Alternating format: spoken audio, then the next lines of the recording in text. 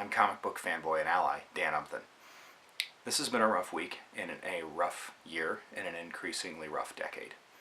Hate and bigotry and violence, like we saw earlier this week and see all too frequently around the world, whether it's at the hands of a terrorist or someone who conveniently doesn't like to think of themselves as a terrorist, is unacceptable, and deep down everyone knows that it is evil and that it cannot be tolerated, no matter the ideology that excuses it.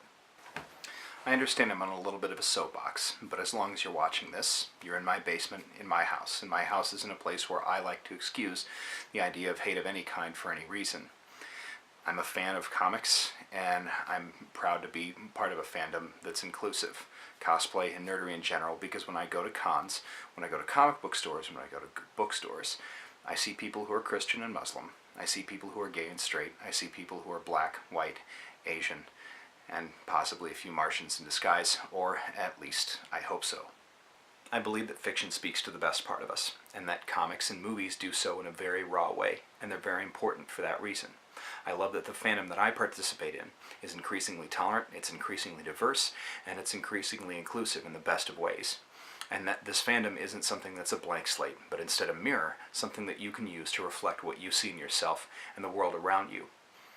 That you can go to a con, you can read, you can participate in drink and draws and things like that, and you can be loved, you can be accepted, and you can let your freak flag fly.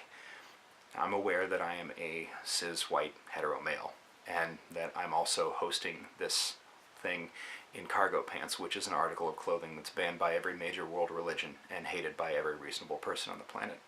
That said, I'm not trying to co-opt this tragedy, and I'm not trying to speak for people who are genuinely affected by it, but in a spirit of positivity and love, I'm going to go ahead and go through my favorite LGBT heroes, because they don't get talked about that often, and they should be. Before we get into this, I want to warn everybody that there's about to be a whole lot of love for Young Avengers by Gillen and McKelvey. But let's start with Northstar. He's Canadian, but we can forgive that. He's a founding member of Alpha Flight and a mutant, and his twin sister Aurora shares the same power of flight and photonic energy projection that he has.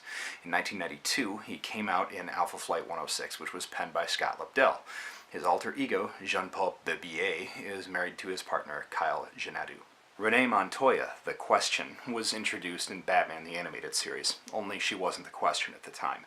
That happened in '52, but in the Batman the Animated Series she was the partner of Harvey Bullock, and she was briefly, as I said, the Question, but that was retconned, and we'll see if it's been retconned, which hopefully it has. Batwoman. Originally introduced in 1956, Kathy Kane, DC reintroduced the same character in 2006, and they announced out front that she was going to be a lesbian. And in points they involved her with the previously aforementioned Renee Montoya. She's currently still active in Detective Comics, and the most recently critically acclaimed series that bore her name was helmed by names like Greg Rucka, J.H. Williams, and the French artist Jacques. Batwoman remains popular for all the right reasons. Billy and Teddy have excellent adventures. Billy and Teddy have bogus journeys. Billy and Teddy are great characters, and I'm sorry I couldn't not say it. They're Marvel's premier gay couple, and they have powers that they inherited. Billy from his mother, who's probably still Scarlet Witch, and Teddy from his parents, who are of Kree and Skrull ancestry.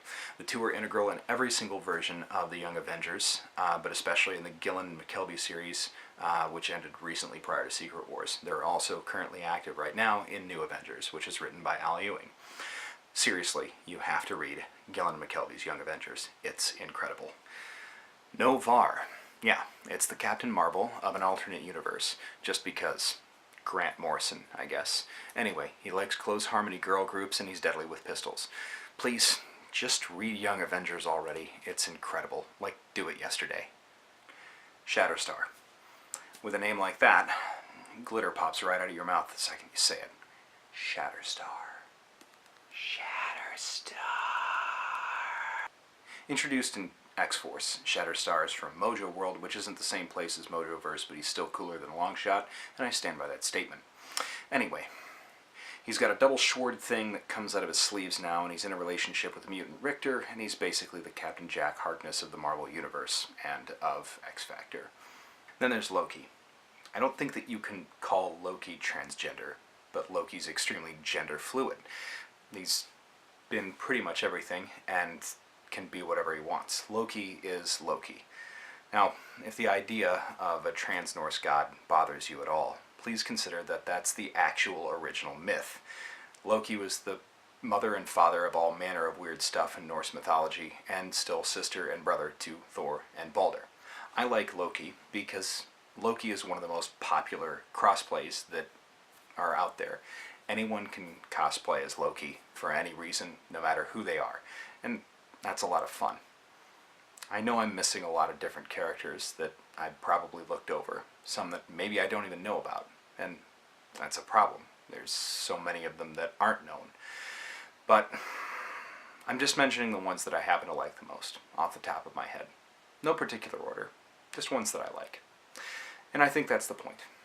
People can like what they like. And that's great. It's the great thing about comics, and it's the great thing about life.